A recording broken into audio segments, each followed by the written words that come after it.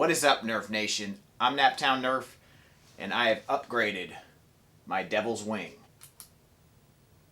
So as you can see, I've upgraded a few things on the blaster, made it a little more tactical, which I think is pretty sweet. I've added a push button switch actually for the lights here, which when I first had a toggle switch, which like this one, which is the same here for my voltmeter on this side, but I would hit it when I was playing and the lights would come on, so I switched it to just a push button switch, which is a lot more useful and just makes a lot more sense. That works really well now. I've added a sweet foregrip. I really like this. This is the F1 0555. I'm not sure exactly the exact name of it, but it's a really cool unique foregrip, which is exactly how I like to hold this. I usually end up holding the magazine when I didn't have this, so this is really cool, and it allows you to still pull the magazine out really easily. Also, to help with that, I've added a Artefact Mag Release. I had an extended mag release on this before, a 3D printed one, but since I was going with the Artefact trigger here, I decided to go ahead and join it with the fitting mag release there, so that's really cool. And those work really nicely. It has a really nice feel to it, the trigger does, and that metal, it really is sweet. Added a worker Picatinny rail. I think this is 19 centimeters on top here, so it fits pretty nicely there. And then added two flip-up sights, which are pretty sweet. So you just push down here, and they pop up. That's really fun. A lot nicer looking than the previous 3D printed ones I had. So those are pretty sweet, and I really like how they actually function too. I mean, it gives you a really good view down there. I mean, obviously you can only aim so much with a Nerf blaster, but it's still a lot of fun to have those, so that's really cool. Internally, I have the red Artefact cage with worker flywheels. It still has the 130 rhinos in there.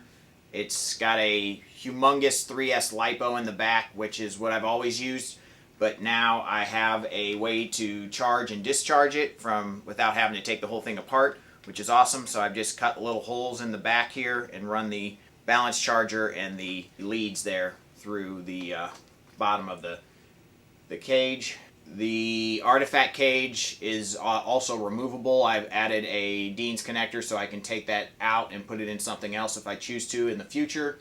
So that's pretty cool. I've been doing that a lot with all these aftermarket cages that I've installed in my blasters, because it's nice to be able to take those out and put them in something else if you want to in the future, and that just makes it super easy to do it and works really well.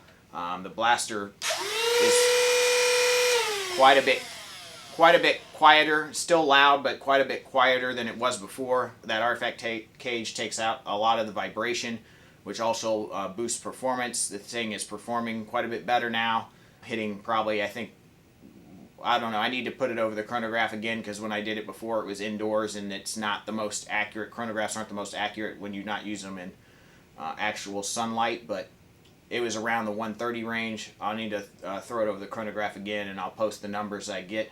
The thing that I need to add to this blaster is a barrel extension, so I'll go grab a few and throw them up there and let me know which ones you guys think looks the best.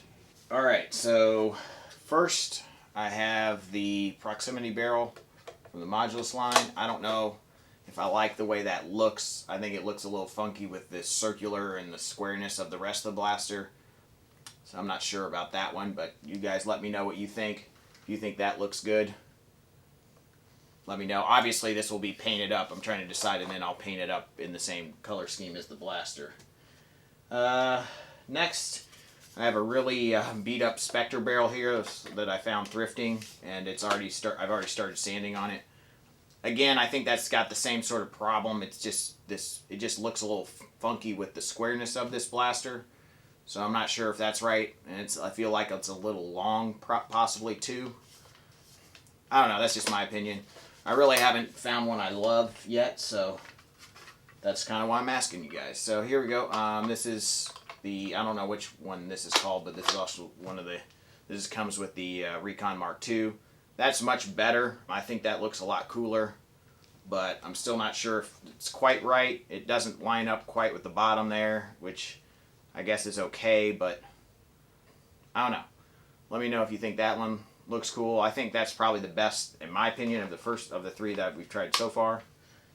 And then I have a cut down Retaliator barrel, or this is actually from a Recon, but same difference.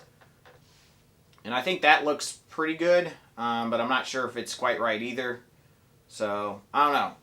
I've also looked at some 3D printed barrel attachments that I like, but I'm not sure how they would look on the blaster. It's really hard to know until you get it on there and look at it. If there's anything that I didn't try here that you think might work well, let me know in the comments, and I'll definitely look into it.